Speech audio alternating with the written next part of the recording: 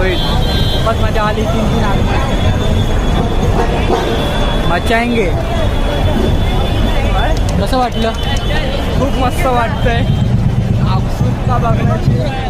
पाय सांगू नाही शकत. पाय दाखवा पाय. पाय बघा खूप लागले.